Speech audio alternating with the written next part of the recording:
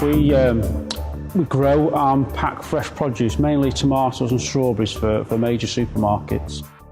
Presently we've got Etiquette X stickers in position, being used for top labelling on most of our tomato products and strawberry products.